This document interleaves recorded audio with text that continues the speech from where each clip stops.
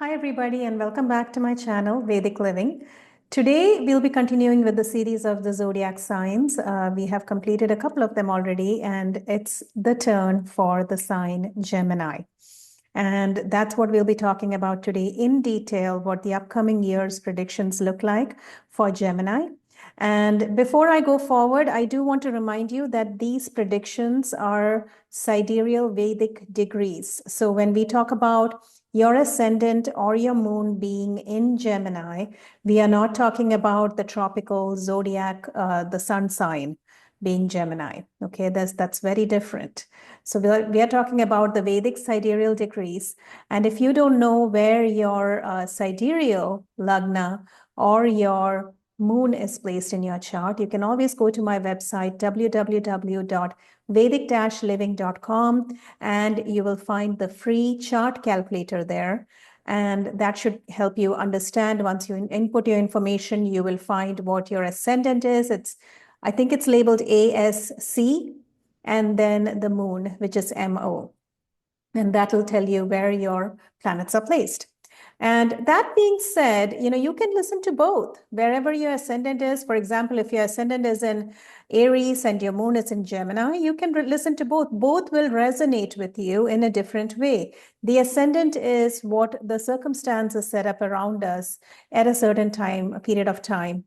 And the moon is how we feel about it. How is our emotional kind of quality during that period? So you can just listen to both, okay? Now, that being said, I do want to also remind you to sign up for my free newsletter. I do send out a monthly free newsletter every month with all the information for the upcoming month in terms of dates and transits and the best advice for each week. I try to put that in the best, kind of format. So you should find it very interesting and useful. So make sure you sign up for that. Okay, now let's go forward and talk about the sign Gemini.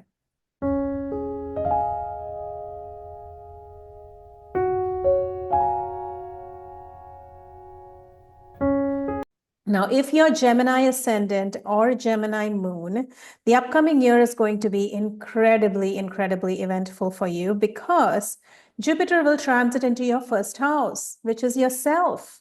First house is the self. It's your dreams, your ambitions, your goals in life, your appearance, how you want people to perceive you, how people actually perceive you. All of that is the first house. So this is actually a great year of expansion for Gemini rising individuals. And let's talk about what is going on right now. I like to talk a little bit about that and then go forward to what is coming up. Okay. So the first thing is Jupiter has been in your 12th house since April 2024. So what does that mean? You have been finishing a lot of different things. 12th house is where things are completed, things come to a closure. And, anything that has been kind of pending for a long period of time, when Jupiter goes into the 12th, it gives you the ability to finish those projects. So this has been the trend in the past 6 to 7 months.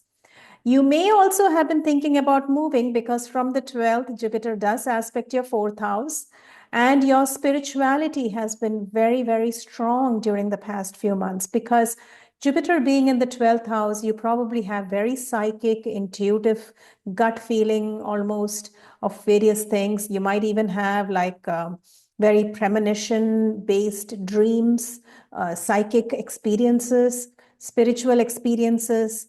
You may have traveled to some foreign places because 12th house rules foreign lands, and maybe some of this travel was also to spiritual places. So all this energy has been going on for the past 7 months, and it will continue on till about April, May of next year, 2025. So because Jupiter is going to be there till that time, okay?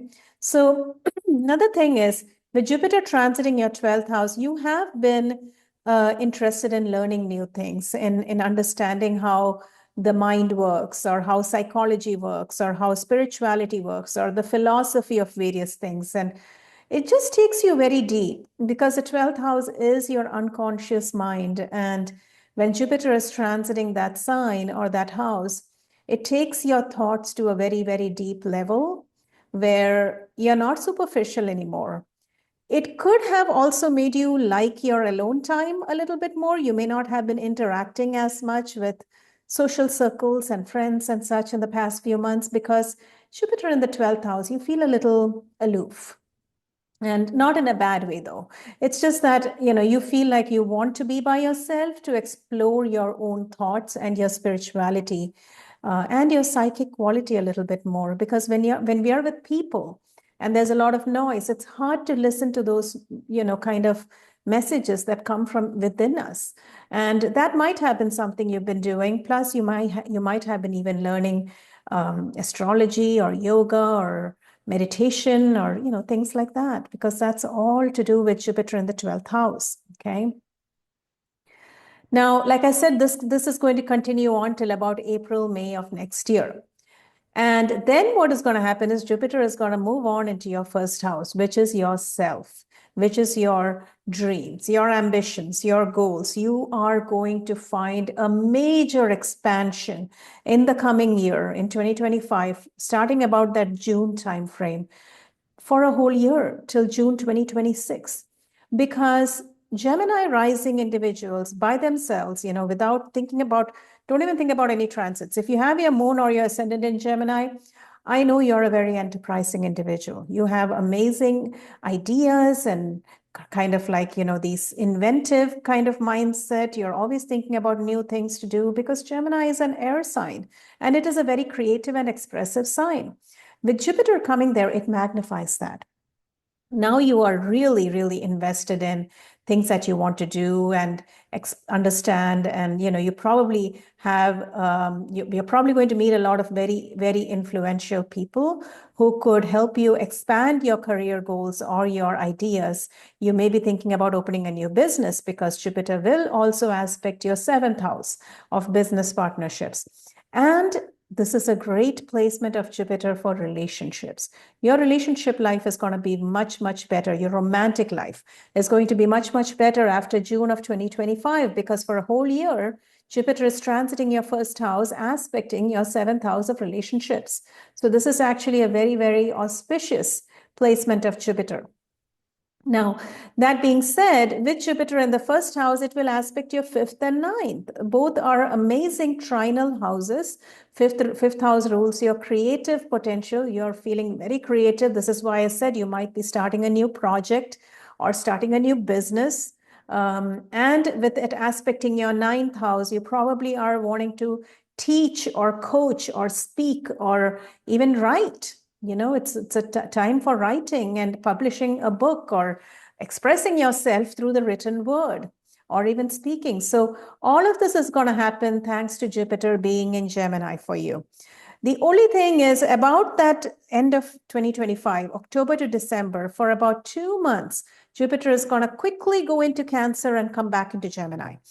Those 2 months when it goes into Cancer, the energy is going to shift a little bit because it's going into your 2nd house, which means I think that's when you will get the opportunities to speak and such, because 2nd house rules your speech, but also the 2nd house rules your financial, material, income, and wealth. So your ability to make money, your ability to become financially secure and wanting to bring in more revenue and money, that's going to be compounded. It's going to be amazing. It's going to be magnified this year during those months of October, November, and December. And then Jupiter will go back into Gemini, and then it'll come back into Cancer in 2026 for a whole year. So for those 2 months, it's in Cancer, then it goes back into Gemini, and then it'll come back into Cancer about the mid of 2026, where it'll be for a whole year. So whatever is happening October to December of 2025, it's a small taste of what is to come. And Jupiter in the 2nd house for you as a Gemini rising is very, very auspicious, because in your 2nd house, Jupiter is exalted. So you're going to make a lot of money. You will have a lot of wealth. All the projects you've been working on this past year, 2024 and 2025, are all going to come into fruition and make you wealth and money. So this is amazing placement for you. Plus, like I said, you will find abilities to speak, be at public events, express your thoughts. And also, the only thing with Jupiter being in the 2nd, though, is to watch your food, okay, your eating habits, because things are so expanded and magnified and the illusion level is high, you may not really realize that you are eating more or you're not really watching your diet, and you may, have some problems with your stomach if you don't watch that, because Jupiter, while it expands everything, it also expands the food that you eat in the second house. So just kind of remember that, okay? Now let's go to the next planet, Saturn. Saturn has been in your ninth house since 2023. About 2 years it's been there in your ninth house, which means you've been dealing with a lot of karmic things that have to do with ninth house. Maybe your father, maybe you've been dealing with your father, maybe there's a healing in that relationship, or you've been working more with your father, or together, you've been working together on certain projects. Saturn being in the ninth, you may also have felt a little distance from your father. Maybe you had to travel on a job or something which took you away from family. And Saturn's going to be there for another 2 months, which is going to be till the end of March. It's going to be in your ninth house. And then it's going to move on into Pisces, which is your 10th house. Now, here's where things get interesting, because in April, when Saturn is in Pisces, there is about a month and a half to 2 month period. So the entire month of April, the entire month of May, and a little bit of June, you will have a stellium in Pisces. And I've been talking about this a lot for the year 2025. In fact, in the month of April, it is going to be about 7 planets, 6 or 7 planets that are there. There's going to be Sun, Neptune, Mercury, Rahu, Venus, and Saturn, all in Pisces. And for you as Gemini rising, that is your 10th house, which means there can be a lot of energy in your 10th house of career. You're really, really thinking about various things. It's not going to be, when planets congregate in a certain house, think of it as when you don't have any planets in a certain sign transiting, it's calm waters. There's no activity. But then a planet transits that sign, it's like throwing a pebble onto that calm surface. What happens? Ripples are formed. Now think about throwing 6 pebbles, one after the other, in various portions of that pond or that calm surface. It's going to create a lot of ripples. That is what is going to happen with your 10th house. I don't think it's all bad. It's just that you may start feeling things that you never felt about your career. There may be some disillusionment because Neptune is there. You may have thought certain things in the past. Now you're like, you know what? This is not what I really thought about my work. I think I want to do something else. It's very possible because Jupiter is sitting in the first house of expansion. You might be thinking about doing something else.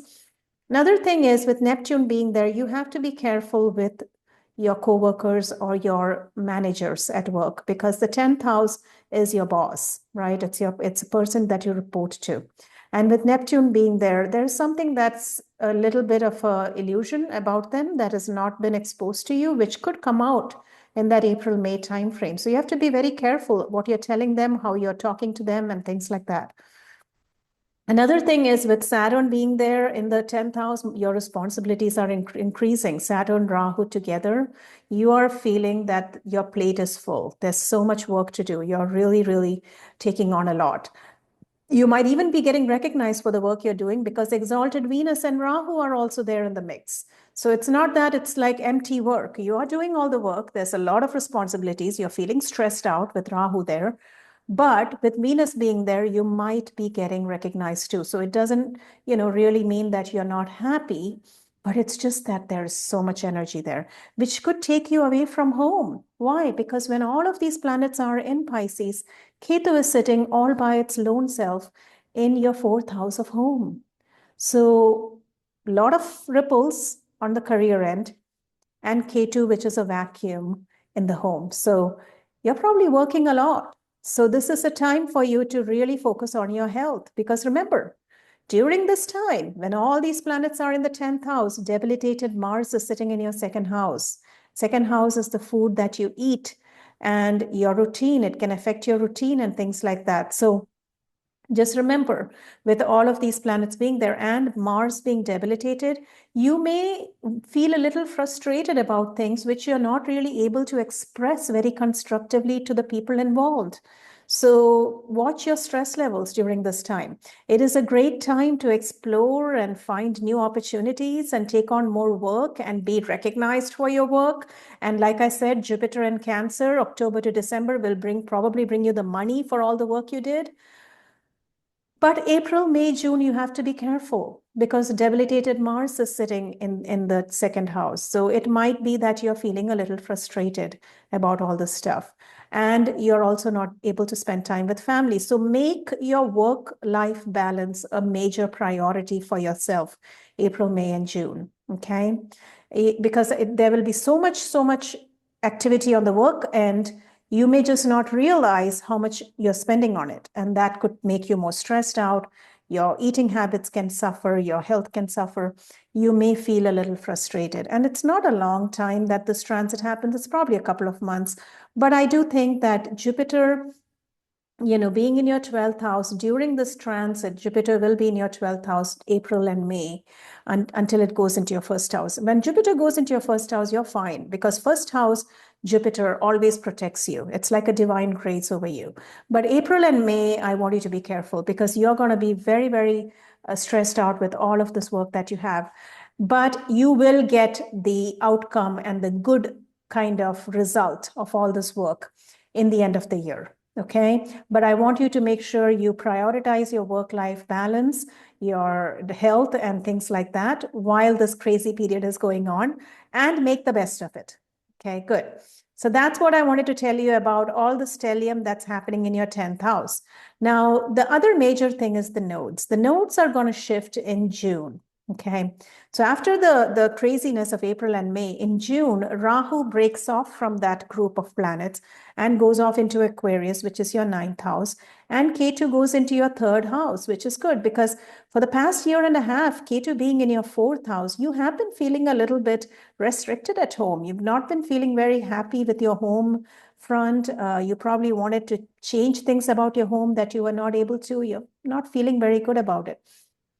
But now Ketu is going to go into your 3rd house and Rahu is going to go into your 9th house in June of 2025, and it's going to be there for almost a year and a half. While this is not great news for your siblings, because 3rd house does rule siblings, you could be having some disagreements with them, or you may be having a distance from your siblings. It is good for teaching and traveling. If you take on any project where you're coaching others or giving knowledge to others or you're traveling, that is perfect during this time frame. 9th house Rahu can mean that you are dealing with things with your father. There may be some problems that's going on with your father's health if he's still around. But, on the other hand, 9th house is long distance travel and higher education. So with Jupiter going into your 1st house, coinciding with Rahu going into your 9th house, I do think that you are wanting to learn new things. You're wanting to kind of expand your horizons, right? And all those planets in the 10th house, you're probably thinking, you know what, I need another hobby on the side, or I need a side business or something like that. So you are getting the opportunity to learn, and Rahu in the 9th house is learning. You're picking up some new subjects, new things that you want to do, new topics you want to speak about or write about or read about. And that is what this time is really good. And your spirituality is expanding like anything. 9th house is spiritual, very spiritual. And it's the house of luck and fortune. So you're going to find a lot of interactions with people of foreign culture, foreign origin, and that's going to expand your horizon and also give you the fortune and luck element in your life. So I think that's a great placement for you. So the year 2025 in a nutshell is amazing for you. The energies are going to shift a lot during the May-June timeframe. April, May is the timeframe I want you to watch. Like I said, all those planets being in Pisces and Ketu being in the 4th house, you are feeling a little bit off balance. So just watch your stress levels and diet and routine and everything during that time. Other than that, the entire year is going to be pretty expansive and amazing for you. And I think you're going to do well during this year. And another thing is with all of this energy going on and Mars going to be debilitated in Cancer between April and May, and then also a little bit of June, this is going to be a time when you might really be focusing on your finances because you're thinking, that there is something you need to do here to either save more or to invest more or to be more conscientious of your finances and your wealth. Okay, so that might be another thought that's crossing your mind. So I think this is going to be a great year for you, and I wish you the very best. I'll see you all next time with the sign Cancer as we go through the zodiac for the 2025 predictions. And of course, like I said in the past, I will let you know when my world predictions and overall predictions for the year 2025 goes up for sale on my website. And I hope you buy it and listen to it and give me feedback about it. Thank you so much. See you next time.